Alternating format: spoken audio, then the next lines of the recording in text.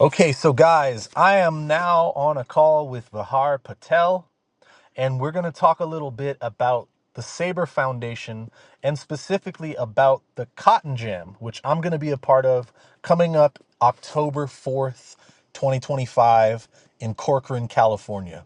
So first, Vihar, thank you for jumping on this call with me. Absolutely. And also thank you so much for including me in this year's Cotton Jam. So first thing I want to ask you is, how did you get into skateboarding and how long have you been skateboarding? Well, that's a great question. And once again, thank you, Norman, for accepting the invitation and wanting to come out to Corcoran. I know it's a small place, as you'll see, but getting down to the gist of your question, I started skating when I was 10 years old. So just to give some background, I was born outside the United States. I was born in India. I moved to California when I was 6 in Santa Clara, so I was kind of in Northern California. Okay. And when I was 10, that's when I first got introduced to skateboarding. So my neighbor, his neighbor would come to our area every like December to visit their grandparents. And one day I saw them skateboarding, and there's two people actually that's involved in this. One is Daniel and Derek. They're both from the LA area.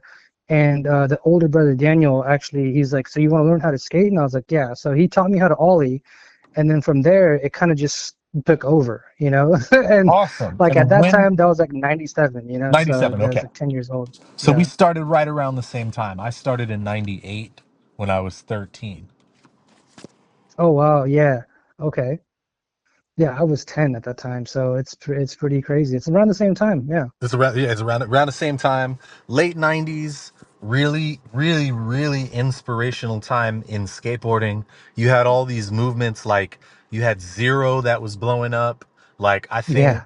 I think what's the first Zero video? Not Miss Misled Miss Youth? Was Misled No. Youth the first? I think Misled Youth the Well, first or the second? it might be the second. It's the first one that I've seen. Okay, yeah, that it was the first one that I saw too, but I think there's one before it, and then you also had Fulfill the Dream that came out around the same Yes. time. You Yeah. had a lot of influential skateboarding going on. A-Team Skateboards was going on at that time, so you had like Yes. Rodney Mullen and Mark Johnson together, and also I think Daywan rode for A-Team as well, right? And like Yes. Dave Mayhew, Gershon Mosley, and these Yeah, dude, you're dudes. saying all the OG names. Yeah, these dudes were like really pushing skateboarding, pushing the boundaries. Like I remember Dave Mayhew doing the first kickflip back nose grind, nollie flip out, and I had the Yeah. contest to replicate the trick, and just yeah. Yeah, it was an amazing time. I mean, I remember just, Misled Youth. Round two was also one of the first Round videos that two I was, watched. oh man, It was phenomenal. Like just the level of skateboarding that I was seeing, which is kind of crazy now when you think about it, because we see everything on social media. yeah. But like a lot of the hardcore tricks were like done back in the day, and they were like on a VHS tape, where you had to see them in person, They were right? So done back then, and people, it's funny because nowadays you see people do some of those tricks. Like speaking of Misled Youth, in the friends section, I forget exactly who it was, but there's a guy who did like a cab back tail big spin out, and it was like yeah, the trick that concluded the friends section, and that was just like an ultra tech trick. And then I remember recently people freaking out about someone doing those in yes, 2025, and yeah, yeah, also yeah, Misled Youth, Peter Smolek's part, I mean, not Misled Youth, I'm sorry, yeah. Fulfill the Dream. Peter Smolek's part in Fulfill the Dream was insane. I went back and watched that video again recently, and same thing. He's doing tricks that people still, when people do them today, people freak out about. That's like the time where I feel like the baseline for what's considered high level skateboarding was created. And we've all been sustaining it since then and kind of moving it further. But they really like set the bar for what could be done. And now we're just, Yeah, a lot of those things, we're taking them bigger as people are. exactly. Yeah. I totally agree with that. Okay, so you got started in 97 when you're 10 years old. You've been skating ever since then. You first moved to Santa Clara from India. Where in India? Cuz I've been to India. I've been to Chennai, like the Chennai. southeast So coast. yeah, so I'm from the state of Gujarat, which is kind of like the west northwest part of India. Northwest, okay. Um, I don't know if you know where, you probably know, heard of Bombay. Yes, of course. So I'm about like 6 hours away from Bombay. That's like the closest landmark I can probably give you. I was born in like like a village-like area, like nearby a Wow. big city. I was born in a big city, and I lived in like a village-like area for like the first 6 years, and then I moved to the United States, um, and somehow got into skateboarding. That's awesome, man. I Yeah, when I was it's kind of so crazy. I know that India has a big skateboarding culture now, which Yeah, I actually found out about that through uh, uh like a documentary about the Indian MMA scene and seeing because interesting. they have a big MMA promotion. When I was in India, it was about 2010 and I was skating there in a stunt show. And I remember seeing how That's crazy. expensive it was to buy a skateboard there. So at the conclusion of our last show, I found a kid who looked really hyped in the crowd and I gave him my complete. Because at the time, Yeah. you had to order a skateboard to get a real proper skateboard. You had to order it from England and it was something ridiculous. Like it was like $300 in Mm. like US dollars would be the equivalent price back then. So in India, I think it was 47 rupees to the dollar was the exchange rate when I was there. So yeah, quite an expensive thing. But now there's a scene and there's skate parks I've seen. Dude, that's crazy because also to give you some context, the first time that I went back after moving to the US was when I was 18, so in 2005, Okay. right? So that's the first time that I went back, and then I went back for my cousin's wedding, and I remember when I got off the plane. I mean, this is 2005. We're talking about like Eminem, 50 Yeah, Cent, yeah. like that hip hop. I have like this huge like G Unit jacket on and shit. I come off the airplane in some Timberlands, and I come off the airplane, and I'm like, the first thought in my mind is like, holy shit! If I would grow up here, I would have never stepped on a skateboard. That's like There's no literally the way, first thought man. of my mind. Yeah. There's no way. Actually, when we went traveling around, we stopped at some stores, and I asked the people, like, like sports stores or whatever. I was like, anybody have a skateboard? And the closest thing they can give me is like one of those boards, like back from the 70s or 80s with like the rocket tails. Yep. That's like the Yep. closest thing to a skateboard. And it blew my mind. I was like, holy shit, there's nothing. And I would look around and I would see like spots, Yeah, I I was saw like, dude, so this many. is like a skatable thing here. I actually had some of my cast members, my fellow cast members, film me do a few tricks. But the thing That's is, crazy. this was before smartphones when I was there. So Yeah. I had like a video phone and it's the worst, like 360p or something. And Quality, yeah. it's so grainy. I have it somewhere on a hard drive, but I'd have to really look because I don't even know where that hard drive is. I know I should still have it, but there were so many epic skate spots that like we would drive by and it was just intense, man. And people were really hyped about skating because they'd never seen it before. And Yeah. I just remember like thinking like I'm gonna give one of these kids this board just because it's just such a culture shock, and hopefully It's absolutely is, yeah.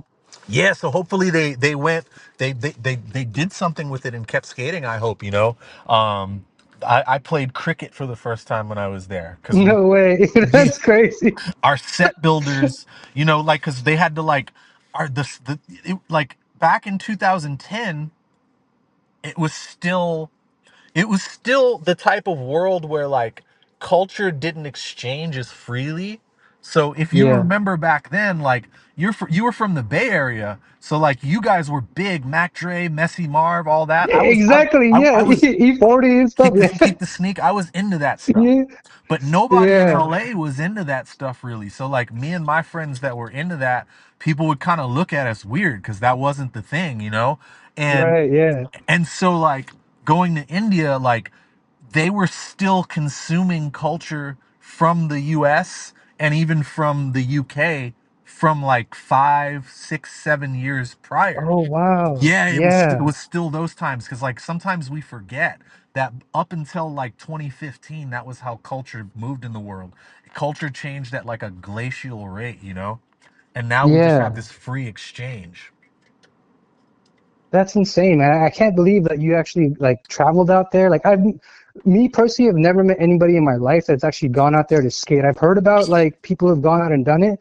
I've Yeah, never personally seen it myself, and I I think the stayed next for time that I do get to go, I'm gonna try to skate out there. I stayed for 2 months and it was like a life-changing experience for me. It was beautiful. All the Wow, people were amazing. Like I had amazing experiences. Like I got tattoos in India back then. I'm still like no way. Facebook friends with the tattoo artists. Yeah, like riding a rickshaw for like two Yeah, hours to dude. go and get a tattoo. And Oh, I that's a remember classic experience. classic experience. And I also remember going to see Iron Man 2. And I remember No it's way. even going to a movie theater was so different because they have intermissions in between the movies there Yes. when you go to a movie in the theater. So maybe that was 2009, not 2010. I'm trying to think. When did Iron Man 2 come? Whenever Iron Man 2 came out, that's the year that I was in India. Mhm. I think it was 2010. But yeah, and just masala flavored sauce on pizza, thumbs up cola. Yeah, that's Yeah, so crazy, man, that you've experienced all that stuff. That's insane. I loved it. I absolutely loved it. But getting off the subject of India, so the SABER Foundation. So this is Yeah. extremely it's a unique foundation because it's a skateboarding foundation and it's also a brain health foundation. Please explain the SABER Foundation for us. Yeah. So it stands for Skaters Advancing Brain Education and Research. And really, it stems from kind of like what skateboarding has contributed to my life, you know? So, again, I started when I was 10, but when I was 17 years old, I tend to think that I was pretty good at skateboarding. I mean, I had a good bag of technical tricks and stuff like that. And, like I was wondering about myself and I was like, I started thinking about it. I was like, what is it about me, about my own nervous system that lets me do this?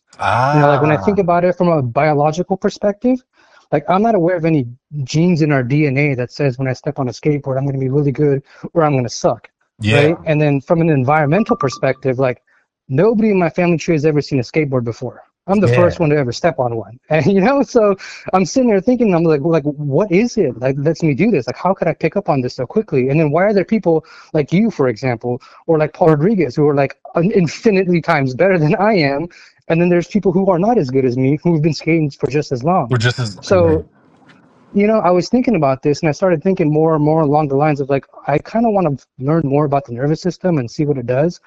Like for the longest time, my parents, I mean, if you know anything about Indians, you probably do Yep. now, they're either doctors, lawyers, engineers, businessmen, stuff like that. You never see them in the skate community, at least back in the day.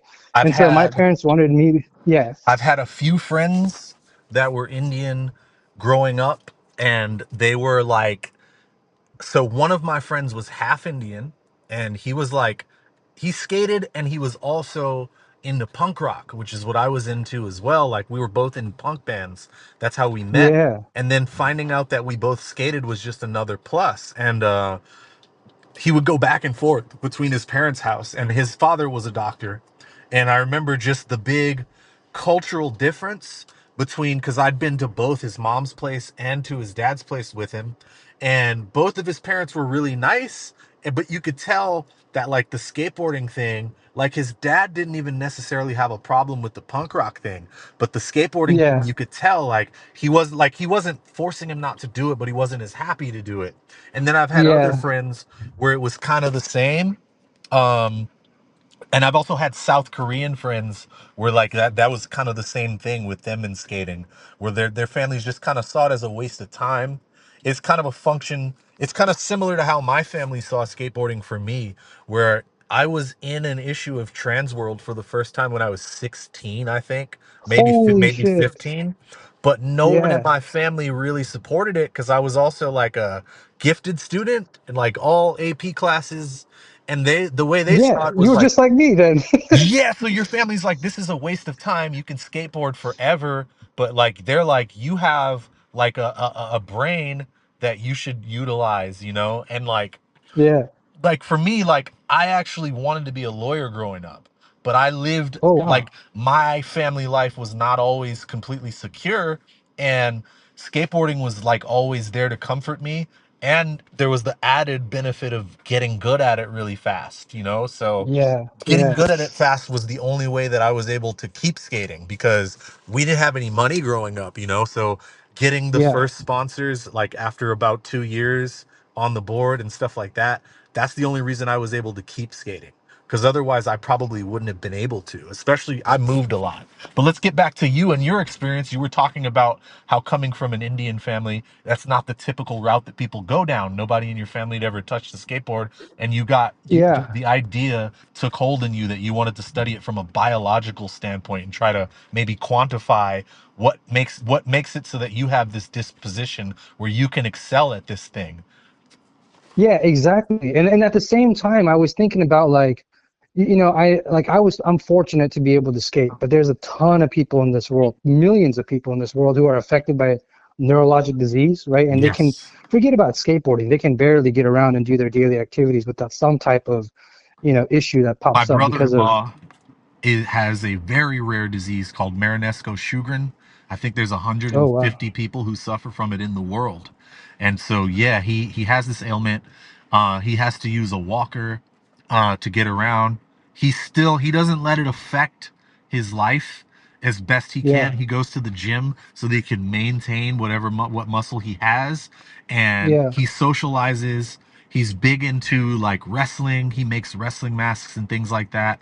When he visited here in the U.S., because they're from Japan, I actually took him to take some like boxing court classes with a friend of mine that owns like a MMA gym, and so like, Hmm. but he just has to work so much harder than the rest of Yeah. us just to have some semblance of normalcy. Yeah. No, it's so, and a part of that for me, I was like, you know what? I think I really want to do this. I think I want to pursue this. So at the time, I thought I was going to be a neurologist. That's what I Yeah. thought I was going to do. So my whole goal was to go into medicine, become a neurologist and study brain disease and treat people. That was going to be my goal. And obviously just like you in high school, I had like a 4.143 GPA and I was skating my ass off, right? So high school Yeah. was not that big of an issue. I went to college at UC Davis. Yeah. So Oh, that was my awesome. stomping grounds. We have some great skate spots in UC Davis, as you know. Yeah. I've So been up there it was actually, once. yeah, it's pretty crazy. But fast forward, I got into medical school, and things kind of changed for me at that point because I thought I was going to be a neurologist, but I discovered a field called pathology. Oh yeah. And so in pathology, you kind of study the cells, the Yeah. cells of your body and the diseased portions of your body. And at that point, I was like, dude, this is all the stuff that I like nerded out when I was in college about, like how cells communicate with each other. And now I actually see them under the microscope with my own eyes and see the abnormalities like present. And Whoa. so at that time, I was like, okay, this is what I want to do. Like all the stuff I was interested in kept coming back up to me in the field of pathology as I was learning about it. So then I was like, I'll do pathology. I did my residency and I went to medical school in St. George's University. That's in Okay. Grenada. It's in the Caribbean. So it's about a 3 hours flight south of Florida Okay. when you get into one of the Caribbean islands. And I did a couple years there, and I did my clinical years in Florida.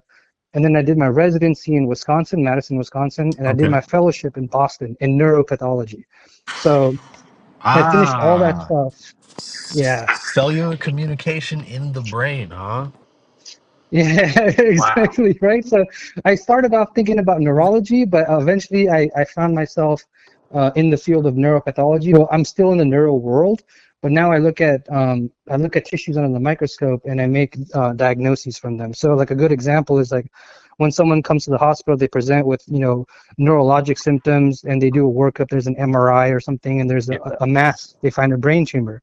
A neurosurgeon will go ahead and remove a piece of that brain tumor and they'll give it to me to look at under the microscope, and I will tell them what type of tumor it is. I'll give them the Wow. diagnosis, and then they go ahead and treat the patient based on the diagnosis. So I do that for the nervous system. That's like my job.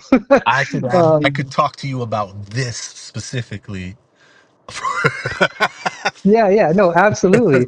And so, like when I finished my fellowship in 2022, and I came back to UC Davis, which is a whole different story of like how like things are just, it's kind of cliche to say, but like sometimes things are just written to happen. Yes. It's like that's just like it just happens. It was one of those situations. And I was coming back. I remember in 2021, I was visiting for the interviews to become a faculty member at UC Davis when I was still in training. And at the time, I was at the Corcoran skate park with my friend JD, the one who I co-founded You this with, co-founded, and yes. my other friend Gabriel, who you'll meet at the Cotton Festival. He was instrumental when I was a kid because he's actually the one that got me sponsored when I was in high school by the skate shop in the next town over. Awesome. But we were all sitting there together, and I just had this overwhelming feeling, and I was like, dude, I feel like skateboarding has done so much for me because every step that I took in my educational realm, there was skateboarding attached to it. Like my Mm, personal statement for UC Davis as an undergrad, I wrote it based on skateboarding. I remember my mm. dad, I showed it to him, and he's like, "You're not going to get in." I was like, "Watch me." you know? So, like, and every step forward, I used skateboarding as a way to put myself kind of outside of the box, but Yes, also use it as a way to show people, like, "Hey, man, I learned a lot of skills from this kind of, activity, whatever you want to label it as, but it made me grow into a person that I am today, and I'm using that to progress and evolve forward in my medicine route, that's amazing. in the realm of medicine. So, like, Medicine, to me, that's like, yeah, you have to be tenacious because it's it's not like people think, from what I understand, where a lot of people think you just go to school and that's it, but it's so much deeper than that. You could go to school and never be able to reach your doctorate level because you're not yeah. able to, yeah, meet the sufficient requirements to pass on to that. Well, a crazy story about that is like when I was a freshman at UC Davis, my first quarter was really good. And then I started goofing off, right? And then I Ah, started to go to parties and stuff like that. And by the yeah, time my Davis, sophomore year man. came, yeah. So when my sophomore year came around, I was back at the Corcoran skate park. I was sitting at the quarter pipe, and I was sitting there thinking, like, dude, I'm like throwing away a really good opportunity right now. Yeah. Like I have a really good chance to do something with my life. And I was super motivated to go back and fix everything. But by the time I got back my sophomore year, literally a week before the exam started, I tried to log into my account and I couldn't log in. So I called the registrar and they're like, "Hey, you've been academically disqualified." I was like, "What, Oh, dude?" Like I had done so bad my freshman year because I didn't go to class, I didn't care about anything, that I literally went from a 4.143 GPA from high school to a 1.87, right? wow. Like below the minimum that you need to stay in school. So at that Wow. time, I was kind of shocked. I was like, "Holy shit, what do I do now?" And I'm like 19 years old, like 19 years Woo. old, and I'm sitting there like, "What the hell do I do now?" And my biggest fear was having to go home as a dropout to a small town like Corcoran because everybody knew who you were in Corcoran. Like everybody Yeah. knew everybody. And I was like, I do not want to be that kid who there was a lot of potential for, went to college, and then came back the next year as a dropout. Right. That was Yeah. like the most stimulating factor for me. And so I was sitting there and thinking about it. I was like, what the hell do I do? I can either, I had two options. One, I can get a job and pretend that I'm still going to college and figure this out. Or number two, I have to tell my parents what the situation is, get them up to speed. They're not going to be happy about that. They're going to want me to come home right away, but I'm going to refuse that and I'm going to find a way to stay in. So I told my parents. They thought I was joking. I was not. And once they understood the gravity of the situation, I said, okay, look, I'm going to find a way to stay in. So I reached out to my counselor. I basically had a conversation with them and I told them, like, look, man, like, honestly, I just didn't know what I was doing. Like, I never had this amount of freedom when I was a kid, like in high Yeah. school, because I had, Indian parents. Like, my friends would be able to go and skate spots all the time, go on skate trips and stuff.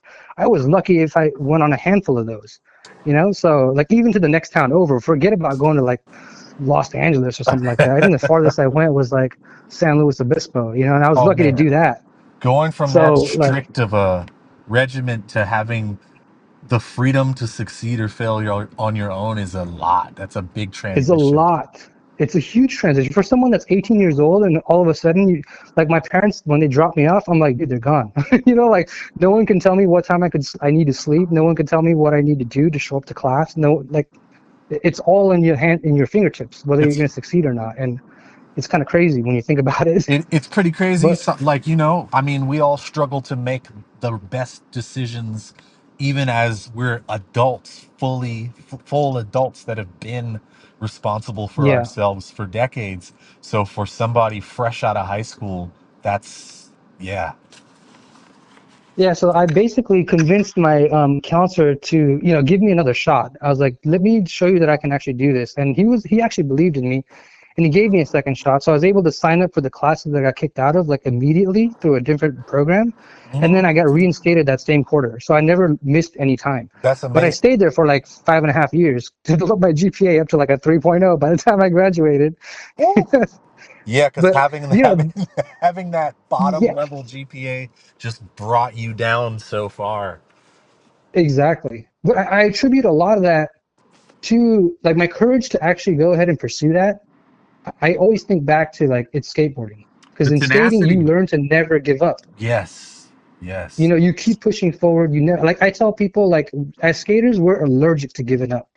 You can't. Like if it's not going to happen today, it's going to happen tomorrow or the next day. We're not going to stop. We're gonna figure out a way to make it work. We're gonna figure. Exactly. And that's the mentality that stuck with me, and that's what I used like moving forward. I was like, dude, I'm going to find a way to do this if I want to do it. So then you end up. So you end up doing all that traveling, ending up. I think you said Boston was the last place that you ended up in your education, right? Yeah, exactly. And then what brought you back to Corcoran? Yeah, so um in 2021, I was applying for the neuropathology kind of job position at UC Davis. And so, Davis is 3 hours from Corcoran. Corcoran is where I spent my high school years, my formative years. My parents still live there. And so that was like the connection to go back to California was finally there. And not only that, but to go back to UC Davis, right? To the place that Yeah, actually gave me the opportunity to be what I am today. I get a chance to go back there and contribute to the next generation of students. that's So awesome. to me, I was like, dude, this is the icing on the cake. If this can happen, this is the icing on the cake. And at that time, when I was doing the interviews, like I was saying, I was talking to my friends, like, dude, skateboarding has contributed so much to what I've been doing, and medicine is a huge component of that. I want to find a way that we can give back to those communities, right? So that was the discussion that essentially initiated the Skaters Advancing Brain Education and Research Foundation, the SABER Foundation. So we wanted to create a nonprofit that can advocate for the youth, that can raise awareness about brain health and education, and give opportunities to kids that didn't otherwise exist, and give back to skateboarding as a community. So that, in Yes, a nutshell, that's how Saber was created. that's amazing. And how long have you been running the Saber Foundation? Yeah, so we on paper is 2021. Our first event was in 2022. Actually, our first event was the first annual Cotton Jam. And so on Saturday, on October 4th, the first Saturday of every year, there's a big event in our hometown in Corcoran called the Cotton Festival. Okay. Cotton is a really big commodity. It's like economically driving that area, I and so had there's a no celebration idea. for that. I had no Yeah. idea that we had a big cotton industry hub here in California. Yeah, it's. I mean, definitely when I was growing up, it was like a big thing. I'm pretty sure it's a big component of it right now. Still, it's actually on when you come into Corcoran, depending on which side you come from. It says farming capital of California actually on top of it, Mm. and cotton is a big piece of that. And so on the backdrop of that event, there's actually a health fair that happens in the morning. So we participated in that health fair the first year, where we were giving out informational brochures and things like that to the people who were coming in for free.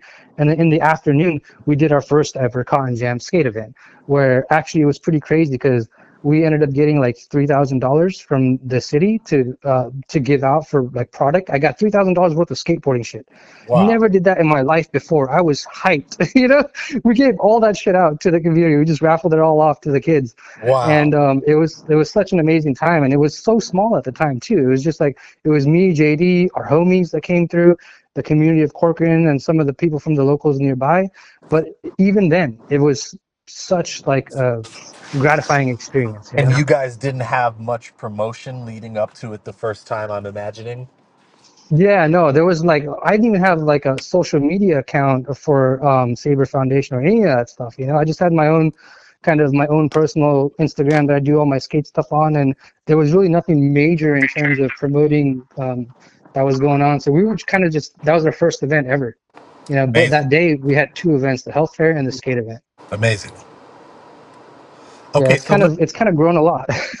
so let's talk about what people can expect. Anybody who is in the general area. So if you're near Yeah, Fresno, Corcoran is near Fresno, California.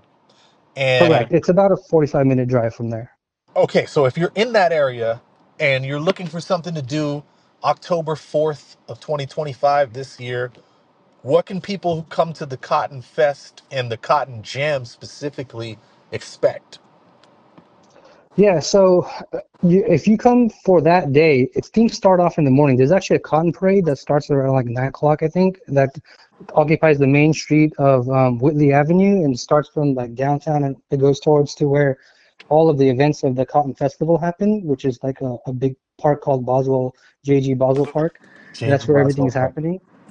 And in the morning, there's a health fair component that we're involved with Okay, from you told me 11 about a.m. to, this. You told me about yes. this. So we actually put on a portion of that where we provide free preventative healthcare screening to the population. And so we do blood pressure screening, we do diabetes screening, we also do cardiovascular risk factors. The diabetes and the cardiovascular risk factors are through point of care testing. So we use little machines. We just did a tiny pinprick of blood. We put it onto the machine. It spits out a result, and we're able to see kind of directly at that time, like, what the results are, and we can counsel individuals on that. So we provide that service. We're also looking to help connect these participants to either resources for like health insurance or follow-up appointments. We're working on getting that squared away so that people can have actionable That's outcomes. amazing. Yeah, and the reason that we did this is because our first year when we did the health fair, we were giving out information and stuff, but after doing that, I realized like it's really hard to like understand like what a person is taking away when you give them a piece of paper. And Yes. when you give them a piece of paper and you leave them with that, how do I know that they are able to take that information in and understand it, that they got out of it what I wanted them to get out of it, right? So I really don't know what the outcome of that is. And so we decided to move away from that and try to do something more practical for the community. I And think so that's we went amazing. ahead and said, yeah, so I thank you. Especially That's what we want to especially do. with healthcare, and especially with how I've noticed that there's a barrier that people have a lot of times with their healthcare, and Yeah. and especially in certain communities where you kind of don't talk about it and you kind of just Yeah. put it off and ignore it. And I was guilty of this myself, even when I was younger, especially being like a young broke skater that's just trying to figure out how to survive and keep pursuing this thing with no health Yeah. insurance. It's just like you just kind of think like I'm gonna hope my health is good and look the other way. and Yeah. No, I so, totally understand. so I feel like this is an amazing thing that you're doing for the community as well as for the skaters in the community, because we are a stubborn bunch, and there's a certain amount of stubbornness that's kind of required to be in skateboarding long term. So, Yeah.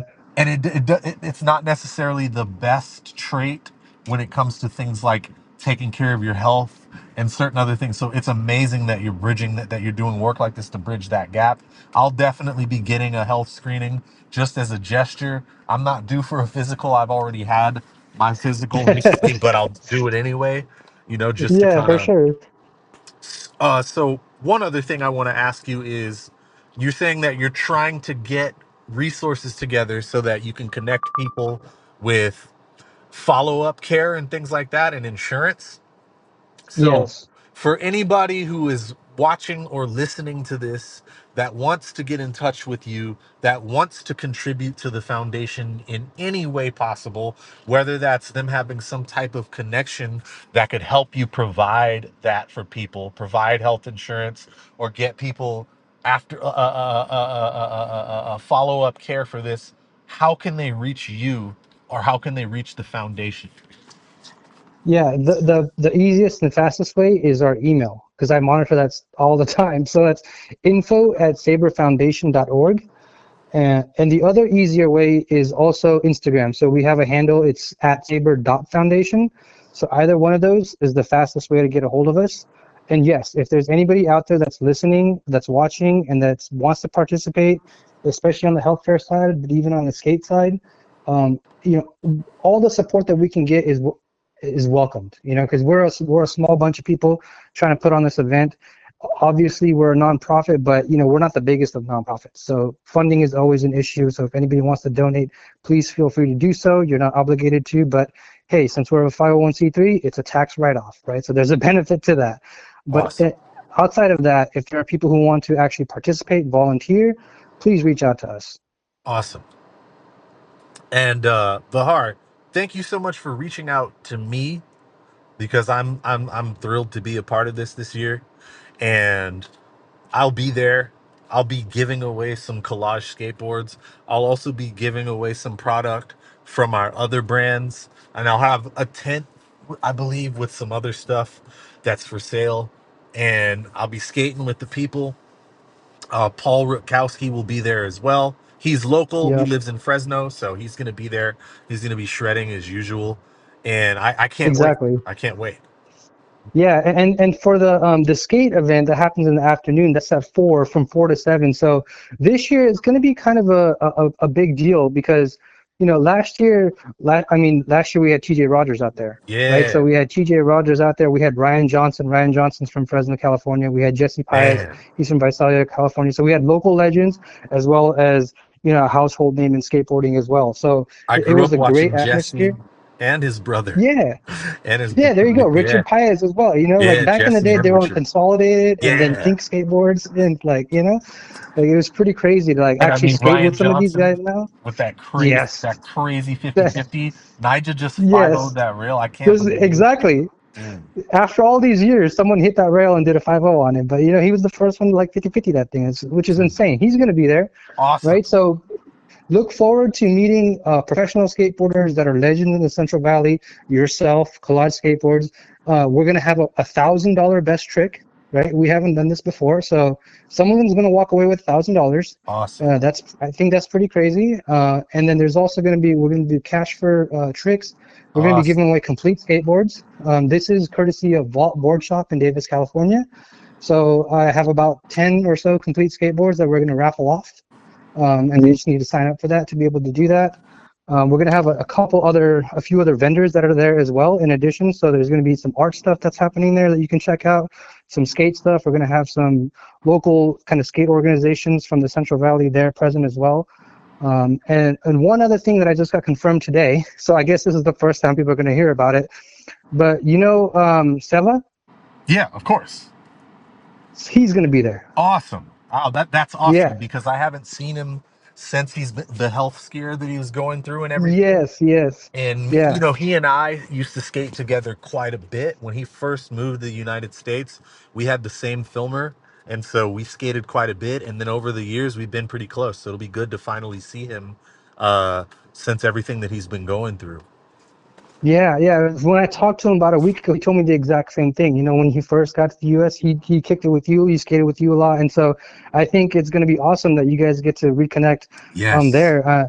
And the last thing I will say about this is this year our theme, and I think it's appropriate, is community. And the Awesome. reason that it's community is one of the other kind of sponsors and supporters for us is a company called Fundamental Skateboards, and they're in San Diego, and they're a skate company that also has a very similar angle that they're promoting kind of health awareness and like suicide prevention, mental health awareness, and that type of stuff. So we actually did a collaboration where Siba Walker made one of their graphics called Awesome. Community, Another guy. and yeah, so for that graphic in particular, all the proceeds that are being made from selling that graphic, 10% of that is going to be donated to SABER Foundation. Amazing. So that is a nice kind of collaboration, and because that graphic is called Community, I think it fits perfectly because we're getting people from Northern California, from Southern California, and the Central Valley all coming together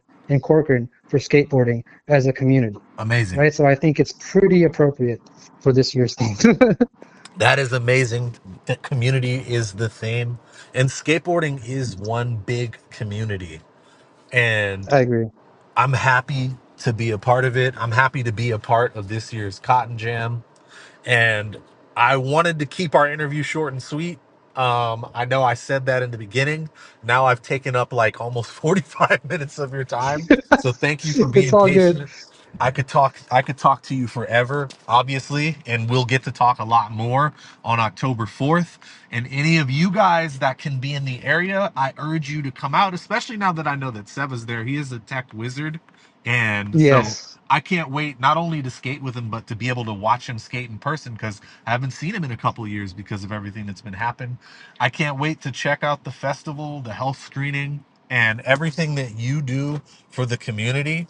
So if there's anyone that you want to shout out before we jump off of this, Fahar, if there's any last thing that you want to say, I'll give you the floor to say Sure. that before we jump off. Yeah, no, I appreciate that. So, JD Moore, he's my other 50% in this for SABER Foundation. So a lot of the work that we do, I know you might see me a lot, but he's in the background. The two of us do everything together. You'll meet him too. A lot of our friends that I grew up with are helping to support this organization. You'll meet some of them too. Jesse Tapia, he actually is in Washington. He's actually in law enforcement of all things. We used to run from the cops. Now he's part of that organization, right? So it's a different story. Gabriel Ramirez, he's instrumental in the stuff that we do. He actually created the flyer that we're promoting. Awesome. That's going on right now. We have a local skate group called Pushfoot. They're going to be out there. They're kind of the new scene in Corcoran, so we're hoping that they can develop the Corcoran skate scene. Obviously, anybody that's helping to support us, the city of Corcoran, we're just thankful that we're able to do what we do.